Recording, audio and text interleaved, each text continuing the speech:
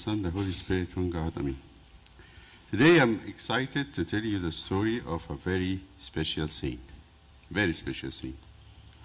I've heard about this saint and I know his story.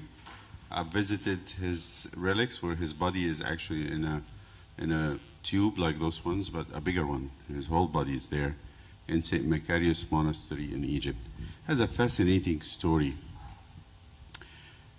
He was, that's I think where his body is. That's where his body is, in St. Macarius Monastery, Deir Abu Ma'ar.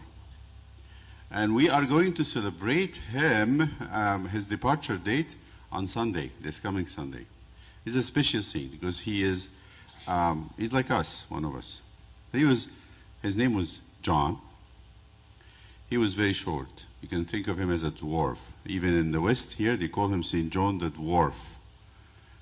He was not very tall, very small person. And he had his whole life practiced meekness, humility. When he was 18 years old, John left his parents, who were very rich, well-to-do. That's where he's buried today.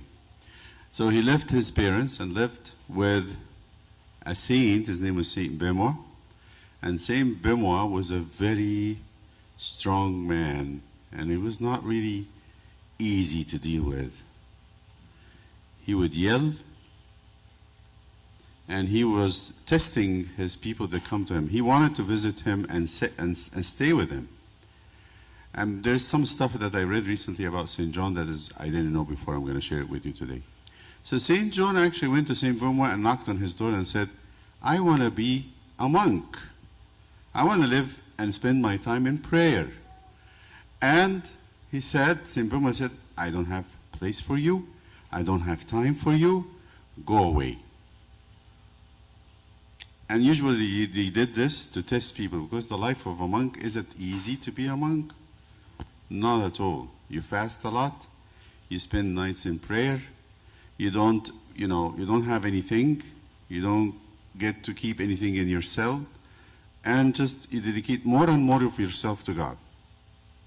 So St. John begged St. Benoit, and St. Benoit said, okay, stay here, and I'll ask God and see if he would want you to take you as a disciple, as a student. So he stayed by the door. Every morning, St. Benoit would come out. He has a little stick, and he would bang St. John on his head and leave to go to the church. No food, no drink, no good morning, nothing. For 7 days. And then in the 7th day, as St. Benoit was praying, an angel appeared and said, take him. He's going to be a great saint.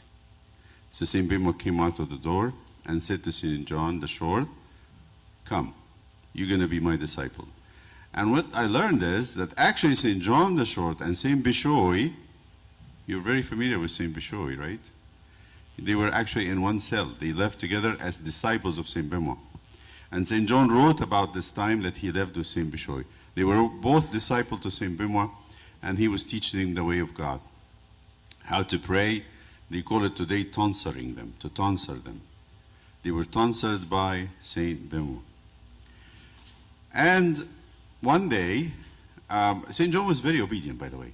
He would never suggest anything to St. Benoit or ask him for anything. He would wait for the old man, St. Benoit, to tell him what to do. So St. Benoit one day wanted to test how obedient he would be. And this was a very tough test of obedience. He told him, you see this stick? The stick used to hit him with it. I want you to plant it. Go plant it. Where should I plant it? He said, wherever you get the water from, go plant it there. They go and get the water from a deep hole in the ground, a well. Maybe it's around 5 miles. So he needed to go and plant this stick 5 miles away from where they lived. And he would go and water that stick every day. For 3 years, every single day, St. John used to go and water the stick, dry stick, One day, Saint Benoit said, okay, how is your tree doing? He said, Father, with your prayers, the tree is green. The stick became a green tree. And leaves started to come out from it. Saint Benoit was very surprised because that stick was very old, dead. He didn't expect it to become anything. Then after this tree grew up, became a tamarind tree. You know what's a tamarind tree? A tamarind tree produces fruits that's a little tart and sweet. So Saint Benoit visited that tree, plucked some of the fruits, took it back with him, and gave it to Saint Bishoy and the rest of the fathers in the desert, and said, fathers, eat the fruit of obedience. And he gave them these fruits.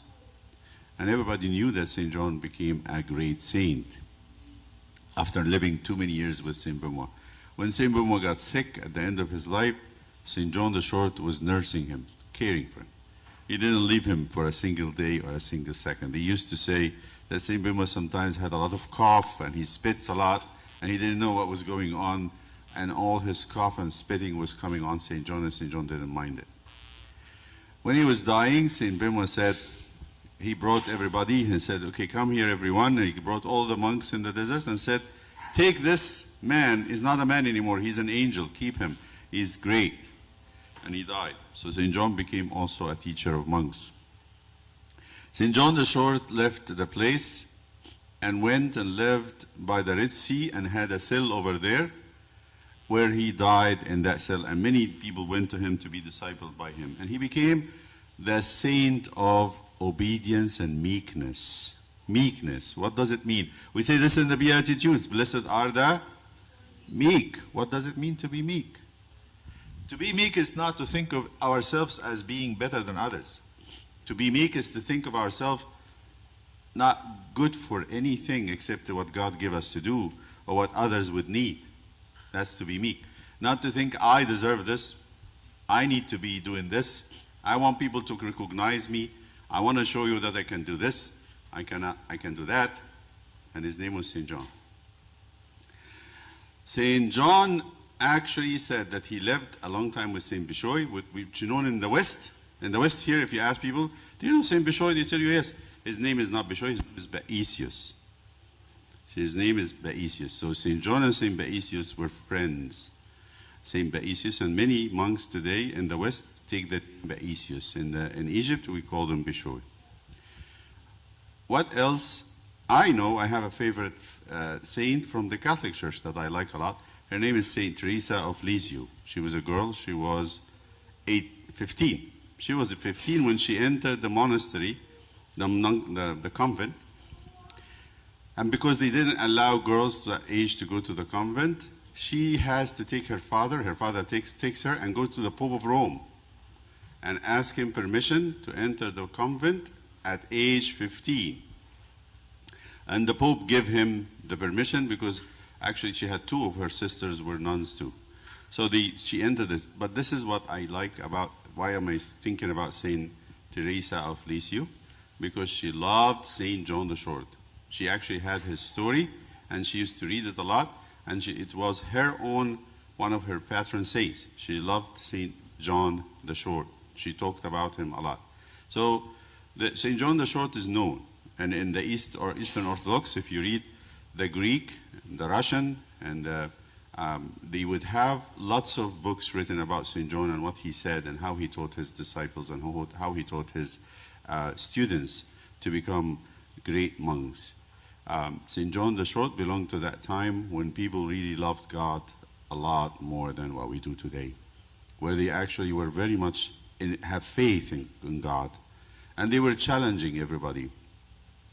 You think when Saint John left his parents, he was thinking of anything like what we think today? I don't think so. He was thinking only to make his way to God and to be a saint. And that's all what he was thinking about. What would it take? He said, doesn't matter. I'll do anything to become a saint and to be a friend of God. And that's what Saint John the Short had done. And that's why he is known today. He's buried in Saint Macarius Monastery, where actually, when Saint Benoit told him, he told him, go and live where your tree is. So he lived where the tree is, and he had a monastery. They called it the Monastery of St. John the Short. But that monastery was abandoned, ruined. So they took his body and put it in the monastery of St. Macarius, that you can visit him today if you go to St. Macarius and visit the monastery and the beautiful church where it hosts his relics. The prayers of St. John the Short and how his example of meekness and obedience may be ours, that we actually benefit from that. So that means when I tell you what does it mean for me, if I get someone to tell me, especially like my bishop or my mother or the teachers, to ask me for something that I can do for them, I don't say no. I always say yes. I always try to be the servant, not to be the master. Always try to help, not to be helped. Always try to understand what people want and needs, not to try to make people understand me, to try to have people needs met, not my own needs, to try to serve and not to be served, to try to receive orders and not to give orders, to try to think of myself as someone less, not someone more than others. And this is the way St. John, he said, and the promise of Jesus actually was true when he said, "Blessed are the meek, for they shall inherit the earth." And he inherited a great name. Everybody knows him, east and west, all the way. And glory be to God, the Father, and the Son, and the Holy Spirit.